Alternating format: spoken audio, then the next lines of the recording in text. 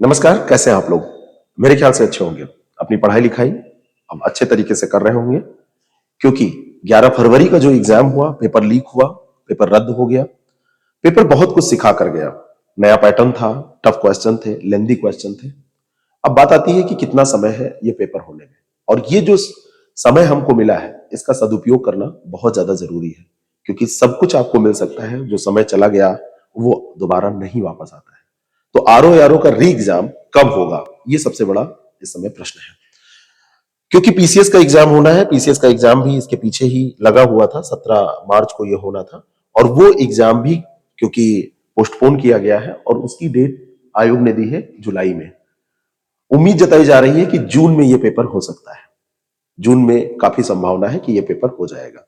अगर जून में इसका हम मान के चले कि एक अनुमानतः ये एग्जाम होने की संभावना है, तो हमारे पास लगभग 100 दिन है, 100-120 दिन आप मान सकते हैं, 3 से 4 महीने के बीच का समय। ये जो समय है, क्योंकि इसके पहले आप प्रीलिम्स पढ़ चुके हैं, तो इस समय का उपयोग आप कुछ और बहुत अच्छे तरीके से कर सकते हैं। मिले समय का अगर आपने सही से इस्तेमाल नहीं किया, तो जो लोग इस समय का इस्तेमाल कर लेंगे वो आपके आगे निकल जाएंगे और आप पीछे हो जाएंगे।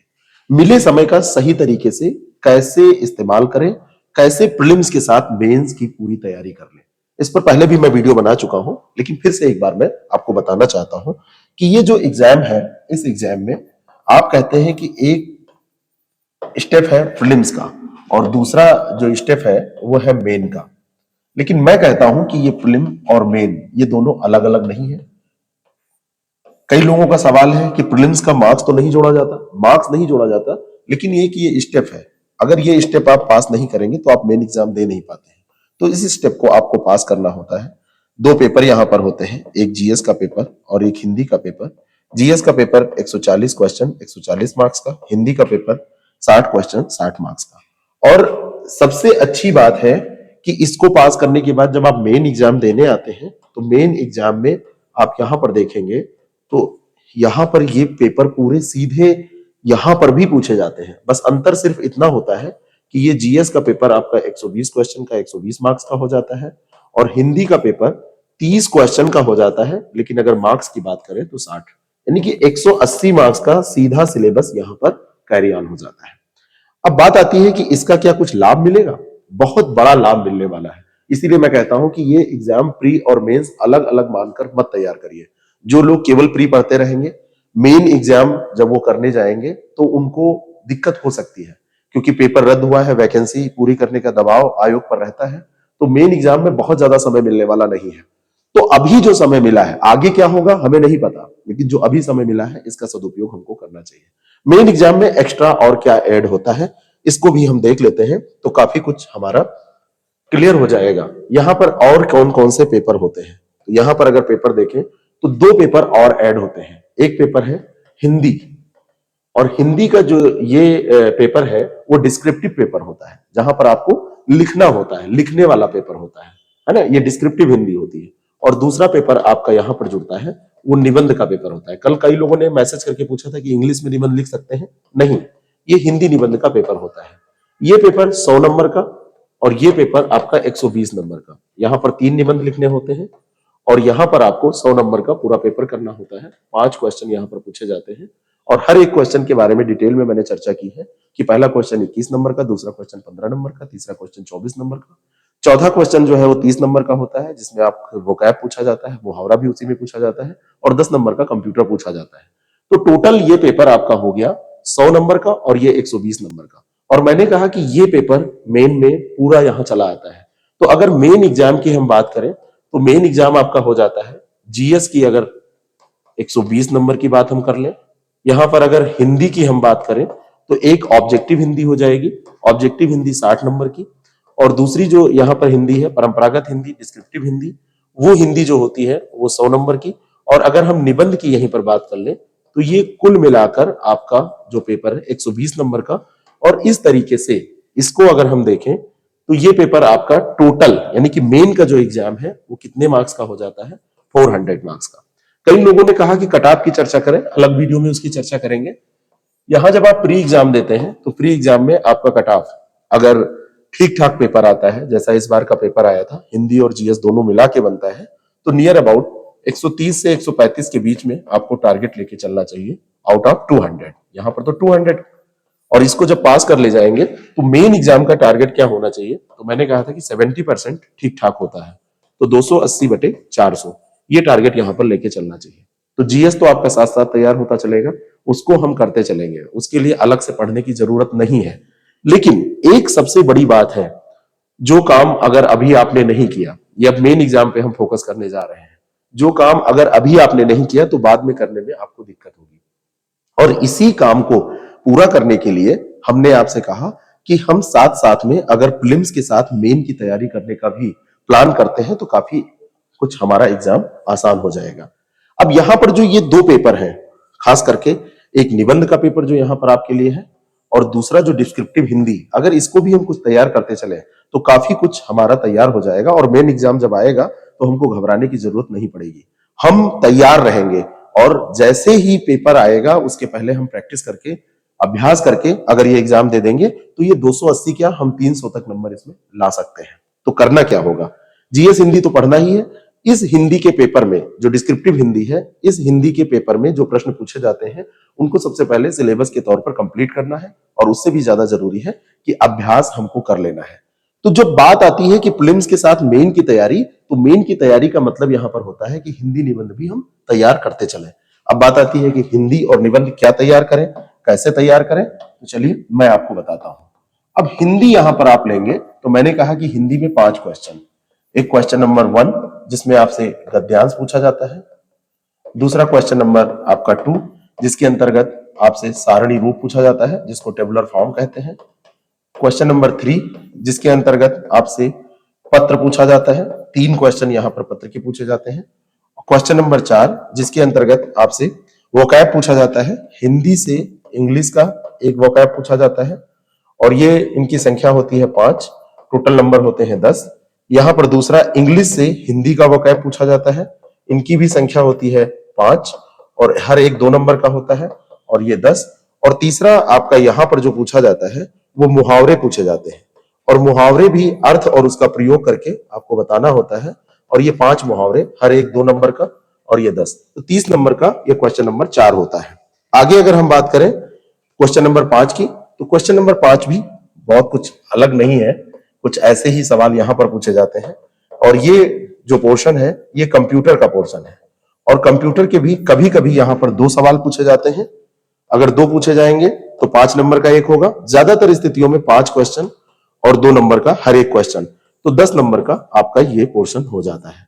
तो इस तरीके से पत्र में देखें तो ये जो 3 पोर्शन है ये 8-8 नंबर के पूछे जाते हैं, सारणी रूप 15 नंबर का, और गद्यांश जो पूछा जाता है वो 21 नंबर का। टोटल आप इसको करेंगे 21 और 15 ये हो गया 36, और 8 त्रिक 24, 36 और 24 ये 60 हो गया, 60 और 30 90, और 10 ये 100 नंबर का टोटल पेपर होता है। प्री एग्जाम होने से पहले 100 नंबर का कंप्लीट ये हम तैयार कर लेंगे, पूरा हिंदी का पेपर हमारा ये तैयार हो जाएगा। इसमें क्या करना है, इसमें हम आपको क्लासेस दे देंगे हर तरीके का कंफ्यूजन को दूर करते हुए कि पत्र में कब क्या पूछा जाएगा, क्या लिखा जाएगा, सारणी रूप में ध्यान रखने योग्य बातें, गद्यांश में अधिकतम नंबर कैसे प्राप्त करें, और जो क्वेश्चन नंबर 4 है ये प्रैक्टिस पर, बहुत ज्यादा प्रैक्टिस, रोज अगर आप 5-10 वोकैब तैयार करेंगे, मुहावरे का प्रयोग करेंगे तो ये हो पाएगा। और कंप्यूटर पे भी थोड़ा तो बहुत हम लगातार अगर अभ्यास करते रहेंगे, यानी कि आंसर राइटिंग करते रहेंगे, तो कम शब्दों में कैसे सटीक आंसर लिखें जिससे कि 2 में 2 पूरा नंबर मिल जाए या 5 में 5 पूरा मिल जाए, तो ये पोर्शन भी हमारा तैयार होगा। और यहां पर हमारा टारगेट होगा कि कम से कम 70 प्लस नंबर हमारे आ जाए। 100 में कितने नंबर आ जाए, 100 में हमारे 70 से ऊपर नंबर आ जाए। ये पेपर हमारा इस तरीके से कंप्लीट हो जाएगा। और दूसरा जो है वो हिंदी निबंध का है। क्या है, हिंदी निबंध। अब हिंदी निबंध में हमको क्या करना पड़ेगा, कितने निबंध पढ़ने पड़ेंगे। कई बार लोग कहते हैं कि कितने निबंध पढ़े तो उससे आएंगे, बात कितने की नहीं होती है। ये जो निबंध का पोर्शन है ये 3 भागों में बटा होता है, एक आपका खंड आ है, एक खंड बा है, और एक खंड सा है, और हर एक खंड में 3-3 टॉपिक होते हैं। एक डिटेल वीडियो में मैं आपको इसको बताऊंगा, हर एक खंड में 3-3 टॉपिक होते हैं, और हर एक खंड से आपको जो करना होता है एक एक निबंध करना होता है। टोटल जो निबंध आपसे पूछा जाता है वो 3, और हर एक निबंध 3 अंक 40 अंक का होता है, तो 3 निबंध 120 अंक के होते हैं, यानी कि हिंदी निबंध का पेपर 120 नंबर का होता है। यहां पर हमारा टारगेट कितना होना चाहिए, 85 के आसपास टारगेट हम लेके चलेंगे। है ना।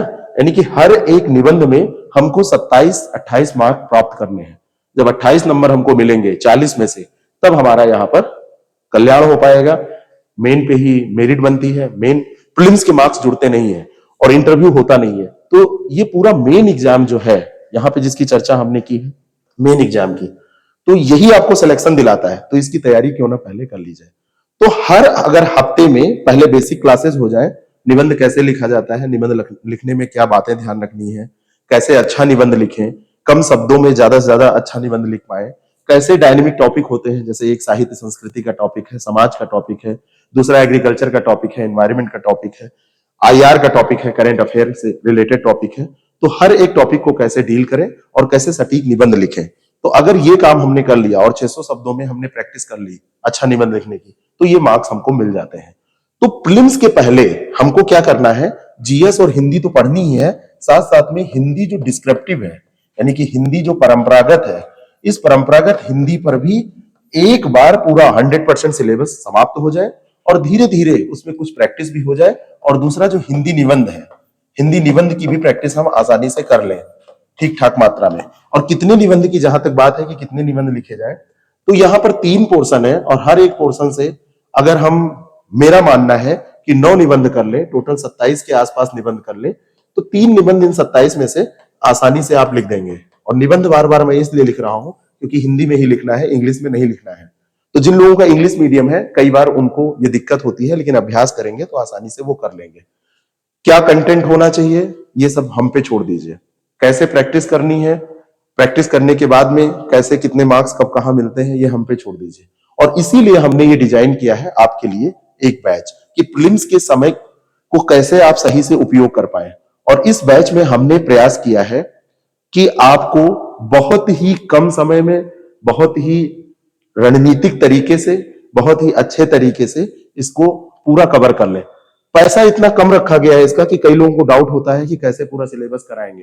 ये पैसा इसलिए कम रखा गया है कि आप सब परेशान हैं, आप आंदोलनकारी हैं और अधिकारी बनने की कोशिश कर रहे हैं। आंदोलन करने में बहुत सारा समय आपने गंवाया है, लेकिन आंदोलन करते समय आपके अंदर जो जोश था, आंदोलन करते समय जो आपने बहुत सारा समय गंवाया है, बहुत सारे पैसे खर्च किए हैं दौड़ धूप में, तो हम सोचते हैं हमारा इंस्टीट्यूट अगर किसी भी तरीके से उसमें आपको लाभ पहुंचा पाए, तो इस बैच को आप ज्वाइन करके अपनी तैयारी कर सकते हैं। इतना काम अगर आप अपने आप भी कर लेते हैं, लगातार कर लेते हैं, तो आपका सिलेक्शन कोई रोक नहीं पाएगा। हमारे साथ जुड़ने का केवल एक आशय है और वो ये है कि आप अनवरत प्रयास कर पाएंगे, एक शेड्यूल में बनकर अभ्यास कर पाएंगे, जिससे कि आप ना चाहते हुए भी कुछ ना कुछ पढ़ते रहेंगे और कोई मतलब नहीं है।